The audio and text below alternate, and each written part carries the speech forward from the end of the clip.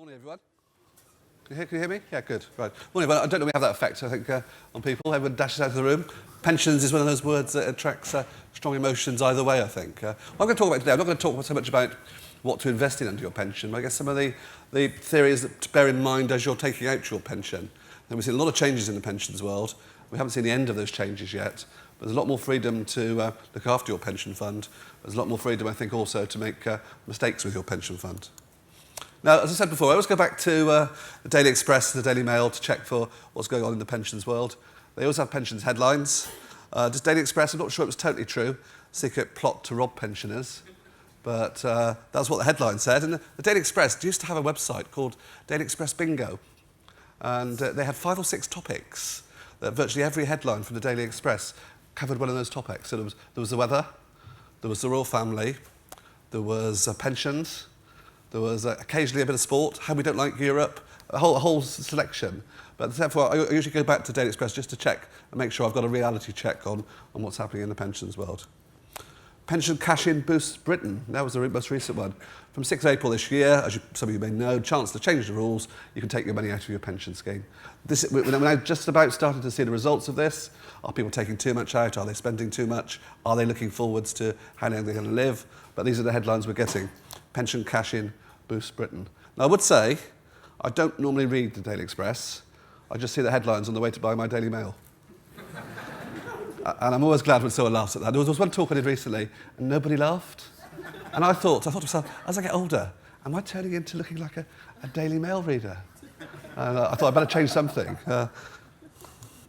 Pension shake-up shambles is what the Daily Mail. So we've got the Daily Express saying cashing in is helping Britain, and the Daily Mail says pension shake-up shambles, which is difficult to say after a while. Anyway, going back, when you originally bought a pension, going back to the late 80s, early 90s, when you bought a pension, you pretty much bought the package. You bought the admin, you bought the investments, you bought the package of investments that the individual company held, and you probably bought average.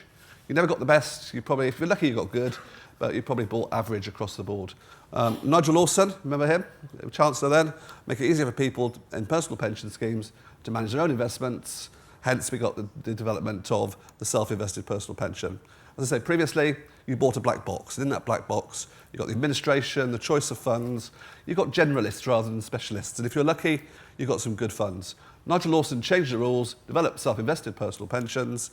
Now it divides up into, 9 different services. You've got the chance to buy the wrapper and the administration from one particular provider, and then you've got the ability to self-invest in a whole range of investments. You're back in control of what funds you want to choose and the range of investments that you actually want to put into your pension. Now that's all well and good, but I think having some form of strategy as to what you're trying to achieve and understanding some of the risks inherent in some of those strategies is quite important. Key components for me, pensions advice. I think there's a lot of pensions advice around there. The administration, making sure funds and various benefits are paid out appropriately. The investment deals in the investment administration. You can buy those on platforms, you can buy them individually, but you can pick and choose how you want to buy them. And standard assets you can buy into a self-invested. You can buy pretty much what you want into a self-invested personal pension. For some of the more esoteric assets, there are tax charges potential, but realistically, these are the standard sort of assets you can put into a self-invested personal pension. And I would guess pretty much most of your needs should be covered by most of those, I would guess. Every now and again, I do look occasionally at SIP-approved investments, and I Googled SIP-approved investments to see what came up on the websites. I got farmland in Ukraine, a safe investment at the moment, I would think. Chinese bamboo forests. A friend of mine the other day was telling me of an investment that he'd seen, which was waste management in Poland. So all of these are investments that you could put into your self-invested personal pension. I tend to think, well, if it looks too good, it probably is too good. SIPs for me are about mainstream investments moving towards a common sort of goal or theory. So I think you can probably cover most of those. Why take out a personal pension in the first place? Well, currently, you still get tax relief on contributions. You get tax relief at the highest rate that you pay. The funds grow free of capital gains tax. And you get a tax-free lump sum at the end of it. There are allowances. There's a lifetime allowance as to what your maximum pension fund can be. There's an annual allowance as to what you can put in each year. But still, as I say, I hesitate, I'll come back to this at the end, there is tax efficiency around pensions. And from April this year, we, well, sort of lost the right to buy, the need to buy an annuity, and you can do pretty much what you want to do subject to your marginal rate of tax and take money out of your pension plans. Okay, I've been cautioning a lot. Don't take out your money if you don't need to take it out. Don't take out your money to invest in things that you probably could invest in through the pension because you'll add an extra layer of tax to it. But there's a little bit of leeway around what you can invest and what you should be doing with your pension money. I mentioned at the moment a degree of caution following the budget in July. We have a whole consultation now about the future of pensions and tax relief, so I would suggest there's a little bit of a buy now while stocks last at the moment. If you would get tax relief on your pensions, there's a chance to perhaps work out what your maximum contribution could be. If there are changes, they may well be changes that take away some of the tax reliefs rather than add more. The theory being to perhaps spread the tax relief around a little bit to higher and lower earners. Retirement always looks like this, doesn't it? You know, how many brochures? I've worked in marketing departments over the years, and that is a picture of retirement, isn't it? That's what it looks like. Either that, or two people, couple walking down a beach, the guy with his beige jacket slung over his shoulder. That's what retirement's supposed to look like according to the marketing team. There's a bit more to it, I think, these days. You know, retirement, that's voluntary retirement, I think. Alternatively, perhaps you've got forced retirement, you've got changing work patterns, you've got perhaps some work and some retirement. Simon was saying earlier, you've got to be careful, I think, in that you have a lump of capital in retirement and you may not have opportunity to put more in. You've lost that point of adding extra contributions. Typical financial life cycle, that's the complicated bit, that's the actuarial bit, showing that as your wage goes up, your human capital comes down, you should be putting enough away, and at a given point in time, you can stop working totally and live on the capital you've got. I prefer this one a little bit. That looks a bit more sensible, I think. When you retire, what you probably want is a minimum income floor, i.e. the level of income that you can't do without, perhaps with state benefit built in. You perhaps want a sort of a higher income at the beginning. There's this U-shaped curve of consumption in retirement. When people retire, they tend to spend a bit more when they retire, perhaps paying off mortgages, having a holiday, etc. And gradually they move into this slope of needing less income. And when they get into their 80s, perhaps they need a little bit more income, perhaps if long-term care comes back into the equation. And then at the end of it all, do you want to pass anything on to the family? And can that be done tax efficiently? Longevity for me is the one thing it's quite difficult to actually forecast. If we could forecast longevity, we could work out how long everyone was going to live, it would make all this job so much easier. More and more people are going to get to 100 when they get their telegram, probably a text message by that point from the Queen, just to say, well done. Look at some of the life expectancies. All these quotes of life expectancies are only ever averages. So if you're told you're going to live an average extra 24 years, well, there's a 50% chance that you're going to be this side of the average and you'll live a whole lot longer. So I think life expectancy is a very difficult one to forecast. And we always tend to underestimate how long we're going to live. So I guess you retire at 55 or 60. There's the potential of living to, say, 90. Do you have any income? Do you have any money to last that 30 years? Are you still going to be working? Are you going to stop working? For me, that's the big equation. How do you structure your money to last for that period of time? That may be pensions, it may be property, it may be other investments. Probably, I would guess, diversification is good, and you've probably got a degree of different wrappers all contributing in a different way to this lifestyle going forwards. And this was just headlines from just last week, I think it was, literally a couple of days ago. Longer life expectancy could prove expensive. It goes without saying, if you've got 30 years to live and no income coming in, you need to make sure what you've got will last for that period of time. Will your pension pot last as long as you will? Someone flippantly suggested to me today, a couple of weeks ago, the ideal is your last cheque on your pension bounces the day after you die. And then you're okay, you've got it right, you've got your timing right, you've got your money right, and assuming you don't want to leave it to anyone else, that's it sorted. How much will you need? Well, 2/3 of people will not receive the new full state pension, and that's going to be £150 a week, but for many people it may be less than that. So that's your first block, I guess. And question then, philosophically, do you think the new state pension will carry on existing for another 20 or 30 years, or will it be means tested? Then you need to work out exactly what sort of income or standard of living to which you would like to live on in retirement, perhaps for that 30 years. And then you need to perhaps work about how much you fund for that level of income.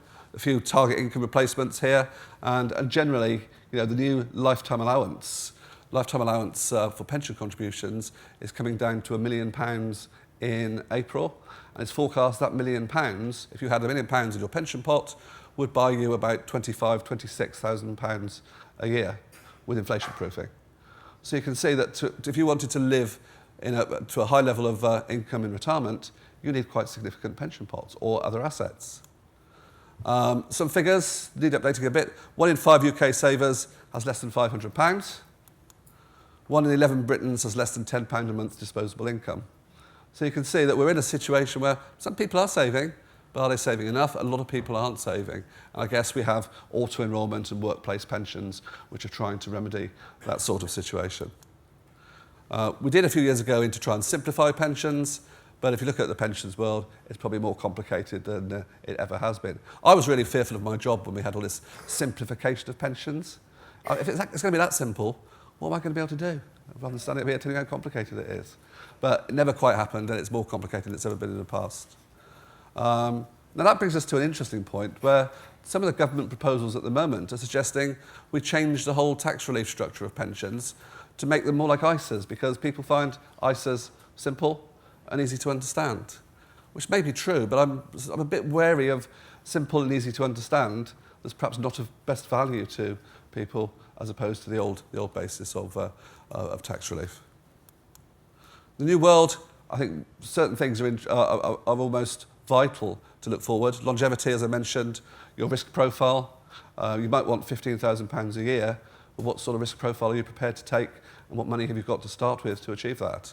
What investment return do you need? I mean, in this country, we tend to manage pension money by maximising income, by maximising funds, maximising return on funds. In America, they have a slightly different way. They have a hierarchical triangle, and they try and match the income needed to meet specific goals. There's no point in taking too much risk if you can achieve your goals with an average level of risk. There's a difference of approaches in this, I think. So risk profile, how much willingness, ability and need, that gives you your true risk profile. And do you still need to be in equities perhaps after retirement? If you're going to live to 90 and you want to outgrow the value of buying an annuity, perhaps you do need equity exposure beyond the age of 75, 80. Otherwise, why not buy an annuity? And there are lots of risks. Everywhere you look, there are risks, market risk, asset allocation risk, interest rate risk, etc., inflation, mortality risk, longevity risk, behavioural risk. So there's a few risks there. So what you need to do perhaps is look at all of them and get them all sorted out. Make sure you've covered all of them. Once you've covered all of them, and you've saved enough money, and you've worked out when you're likely to die, perhaps you'll live happily in retirement. Now, from the FCA, from the regulator's perspective, they're starting to get this now. It's not establishing the risk a customer is willing to take. Also, I guess, it's the risk a customer is able to take. Willing and able are the two key things. You can be willing to take a risk, but you may not have enough money to take that risk. So I think the two words there, what comes away, if you take anything away from today, it's not about just risk, it's the risk you're willing to take and the risk you're able to take. Also look at capacity for loss. All the behavioural studies show we fear a loss twice as much as we celebrate a gain. There's a lot of behavioural stuff out there, some of it relevant, some of it not, but all worth a read, because we do make irrational decisions when faced with spending our money. People like big numbers. If you were offered £40,000 a year for the rest of your life, or control of £2 million tomorrow, what would you take? You'd probably see the number of £2 million, but in effect, they're probably the same answer. Framing theory has a lot to play. The law of big numbers has a lot to play. So don't be taken in by some of the behavioural things. I mentioned these hierarchical triangles. This is very much from America, modern retirement theory. I do think as we move through the next few years and retirement thinking in the UK develops, that we will start working a lot more towards this. The first part of your fund, your retirement fund, is your base fund. That provides you with a level of income for day-to-day living. Above that, you have your contingency fund. Then perhaps you have your discretionary fund for holidays, home repairs, and your legacy fund perhaps is what you want to leave to the children. Perhaps you develop your investment portfolio to tick off each of those boxes. And you can leave perhaps a legacy fund long-term invested in equities, but perhaps your base fund, depending on your income required, is much more carefully invested and much more regularly reviewed. Against the backdrop of an ageing world population and declining state and company pensions, people need to stand up and take responsibility for securing their own future. And I think the danger is we do think that it's all going to carry on quite happily. But think forwards. We're all going to live to be 100.